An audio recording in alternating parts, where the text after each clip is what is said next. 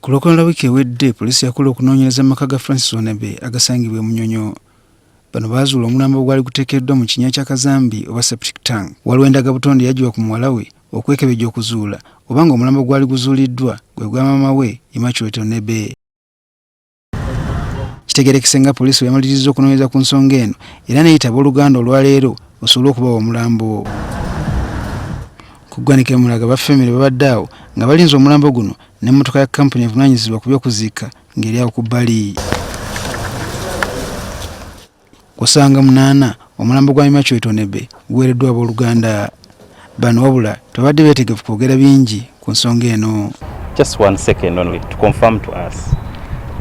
Is this the body of Immaculate Onebe? Well, I guess you spoke to the press already about it. It's true. It's true.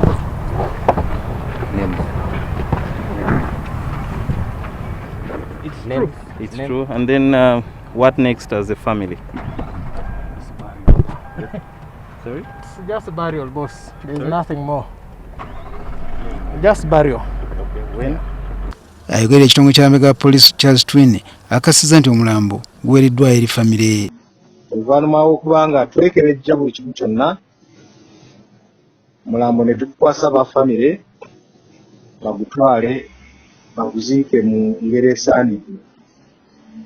Okunoonyereza ko kukyagenda mu maaso okubanga tuzuula obujulizi obwenkomeredde obunaatusobozesa kubanga tukyaginga abantu emisango gy'obutemu naddala kati ng'omuntu gwe baatemula amanyiddwa.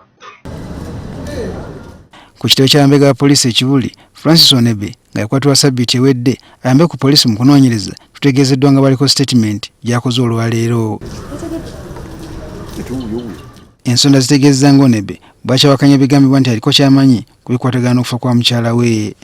Kinajjukira nti Immaculate nga amaze okubula, Onebe yategeeza nga ono bwe yali akwatiddwa be yateebereza okubeerayo ebyokwerinda. Ono oluvannyuma lw'okukola sitatimenti e Kibuli aziddwayo ku kitebe kya poliisi ekibuliriza ku misango egy'amaanyi ekireka gyakuumirwa. Ye bavuddeko poliisi yakakasa nga waliwo omulambo omulala ogwasangibwa mu kinnya kya Kazambi oba Septic Tanka omwazuulibwa ogwasooka. Wabula olwaleero bategeezezza nga bwe baali tebeetegereza bulungi naye nga amagumba agasangibwa ge gamu ku ago aga Immaculate Onebe.